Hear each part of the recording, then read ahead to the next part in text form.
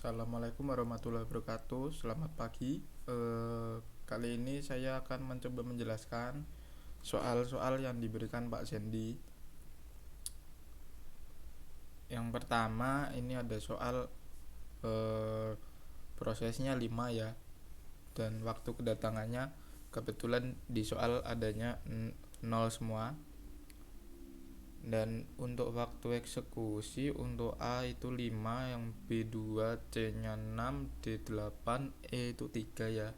Nah, di sini kita mencoba membuat beberapa kombinasi ya, urutan-urutan ini proses supaya kita bisa melihat efeknya nanti. Karena kalau ini beda posisi saja pasti sudah beda hasil ini rata-rata. TA turnaround time-nya juga beda. Nah, yang pertama kita buat urut dulu seperti normalnya, ini A B C D E. Lalu dibuat Gantt chart-nya. Ini waktu tunggu ini yang 0 ini yang di depan akan selalu 0 karena dia langsung dieksekusi ya, tidak ada waktu tunggunya, jadi 0. Nah, untuk B karena di sini burst time-nya atau waktu eksekusinya A5, berarti di sini 5 dan ini adalah waiting time untuk B. Lalu waktu eksekusinya yang B adalah 2. Jadi 5 tambah 2 itu 7. Berarti 7 ini adalah nanti menjadi waiting time untuk C. Begitu seterusnya. Nah, untuk pertanyaan pertama, kapan dimulai eksekusi? Dimulai eksekusi tiap prosesnya ya. Ini berarti yang di depan-depan ini. Kalau A berarti di 0, kalau B berarti di 5, kalau C di 7, kalau D di 13, kalau E di 21. Untuk waktu selesai eksekusinya kita bisa lihat di chartnya ini ya. Kalau tiap proses berarti tinggal diambil yang belakang-belakangnya saja. Berarti 5, 7, 13, 21, 24. Untuk turnaround time itu sebenarnya ada rumusnya. Turnaround time itu burst time plus waiting time. Burst time, jadi misalnya proses A ini, proses A burst time-nya 5, waiting time-nya 0, berarti 5 tambah 0, 5. Turnaround time-nya A 5. Untuk yang B berarti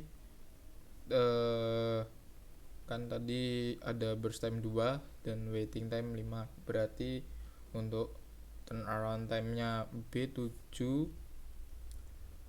Yang C itu burst time-nya ada 6, waiting time-nya 7, berarti untuk C turnaround time-nya 13. Dan untuk D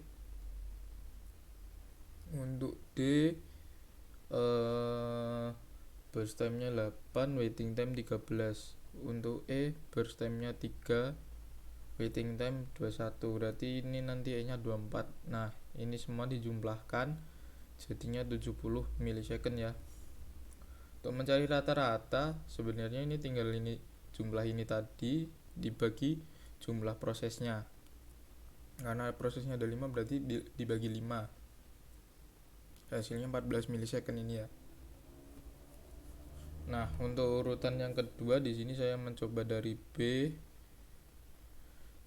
A D C E ya.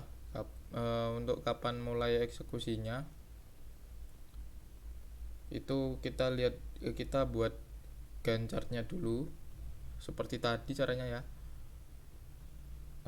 Yang pertama itu B kapan mulai eksekusinya, karena di sini kan pasti kalau di depan itu 0, jadi B itu 0 mulai eksekusinya.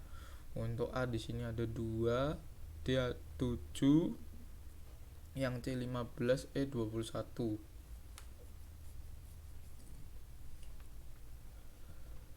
Untuk kapan selesai eksekusi B nya 2 karena di akhir proses B itu ada di 2, A nya 7, D nya 15, C nya 21, E nya 24. Untuk untuk turnaround kita tinggal seperti tadi saja. Sebenarnya ada rumusnya, tapi kalau kita mau gampang lihat seperti ini aja. Ini sebenarnya sama seperti kapan selesai eksekusinya, itu sama seperti waktu eksekusinya. Jadi tinggal dijumlahkan saja. Ini jumlahnya 69 ya. Untuk rata-rata 13,8. Dari jumlah ini dibagi jumlah prosesnya tadi 5. Lalu kita coba ke yang C. Kita buat chartnya lagi. Lalu kita tentukan kapan mulai eksekusinya. Untuk pertama kan kita mulai dari C. C itu 0 karena di depan selalu 0. Dia berstemnya tadi 6. Berarti untuk waktu eksekusi yang A itu ada di 6, yang B ada di 11, D ada 13, E nya ada 21. Kapan selesai eksekusi? Dilihat saja dari chartnya ini yang belakang ini. 6, untuk C nya 6, A nya 11, B nya 13, D nya 21, E nya 24. Ini waktu selesainya eksekusi tiap proses ya. Kalau ditanya waktu eksekusinya selesai kapan, berarti di 24 ini. Untuk turnaround time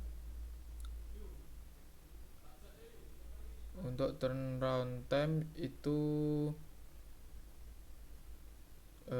seperti tadi lagi. Sebenarnya rumusnya ada burst time plus waiting time, tapi untuk mempermudah saja itu sebenarnya sama seperti waktu selesai eksekusi ya.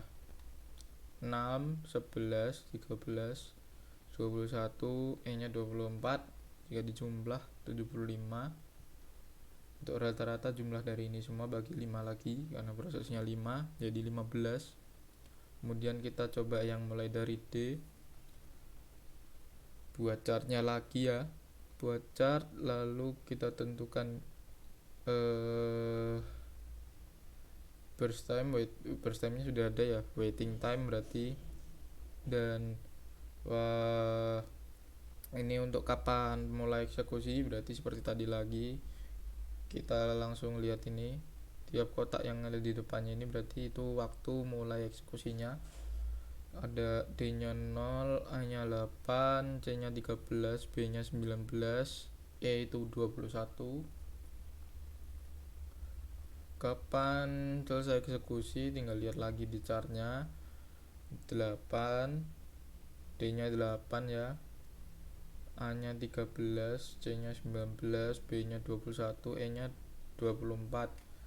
Total turnaround time ini tinggal dijumlah saja, 85 ms. Untuk rata-rata jumlah ini dibagi 5 karena prosesnya 5, berarti hasilnya 17 ms.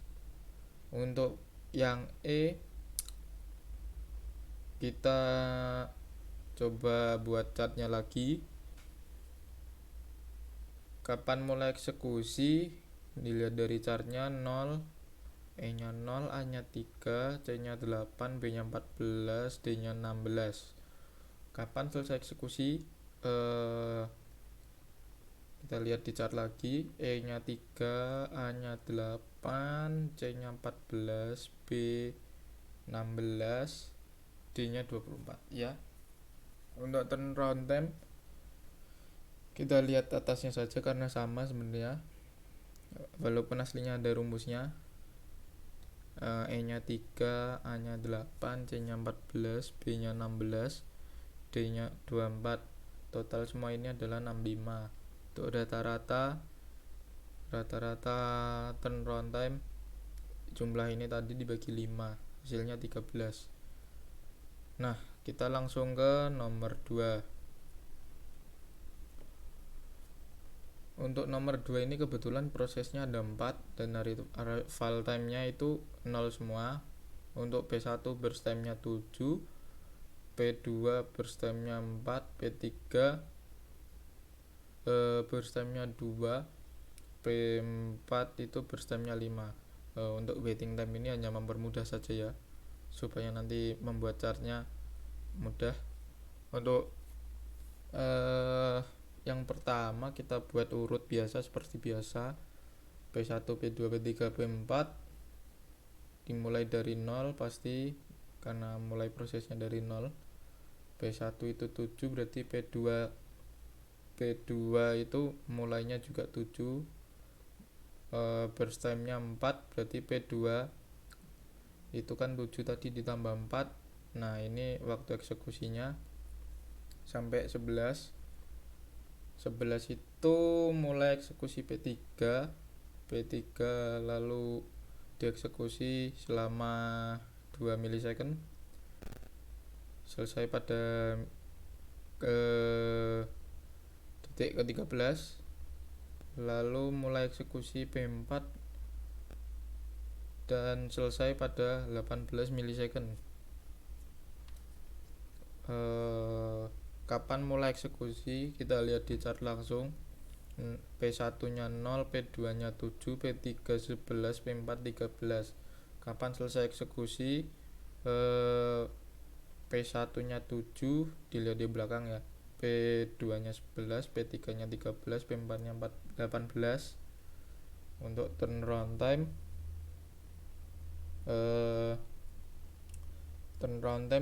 rumusnya tadi ya, burst time plus waiting time, tapi langsung lihat saja atasnya karena sama. P1 nya 7, P2 11, P3 13, P4 18. Dijumlah turnaround time nya 49 milisecond. Untuk rata-rata jumlah ini dibagi 4, hasilnya 12,25. Untuk yang B mulai dari P2 dulu ya, P2, P1, P4, P3. Untuk kapan mulai eksekusi, P2 sama dengan 0, dari sini lihat chart, P1 sama dengan 4, P4 sama dengan 11, P3 sama dengan 16. Kapan selesai eksekusi? P2 sama dengan P4, P1 nya 11, P4 nya 16, P3 18. Untuk turnaround time samakan seperti atasnya karena sama. Dijumlahkan semua hasilnya 49 lagi kebetulan, lalu dibagi 4 karena prosesnya 4 sama dengan 12,25 lagi.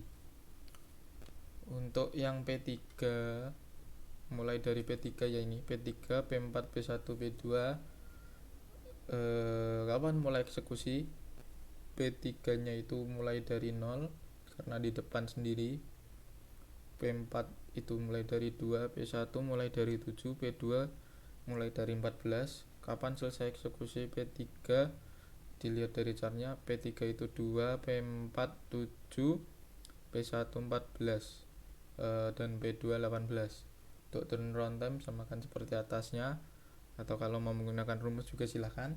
P3 sama dengan 2, P4 ini 7, P1 14, P2 18. Dijumlahkan 41. Untuk rata-rata jumlah ini dibagi jumlah prosesnya 4, hasilnya 10,25. Itu mulai dari P4, P1, P2, P3. Kapan mulai eksekusinya? Untuk P4 itu dari 0, P1 dari 5, P2 nya 12, P3 itu 16. Kapan selesai eksekusi? P4 itu 5, P1 sama dengan 12, P2 sama dengan 16, P3 sama dengan 18. Untuk turnaround time, P4 nya 5, P1 12, P2 16, P3 18. Total turnaround time nya itu 51. Rata-rata total ini dibagi 4 karena prosesnya 4, hasilnya 12,75. Nah, sebenarnya untuk apa sih ini? Banyak sekali urutan-urutan yang berbeda ini. Sebenarnya kita bisa melihat efek-efeknya ini. Perbedaannya ini ya, beda proses, beda urutan proses itu pasti membedakan turnaround time. Rata-rata ini pasti beda. Jika ada yang kebetulan sama, itu hanya kebetulan. Jadi itu efeknya. Kita dapat melihat efeknya ketika kita membuat beberapa urutan seperti ini. Kalau hanya satu, kita hanya bisa membuat algoritmanya saja tanpa bisa melihat efeknya. Cukup sekian. Wassalamualaikum warahmatullahi wabarakatuh.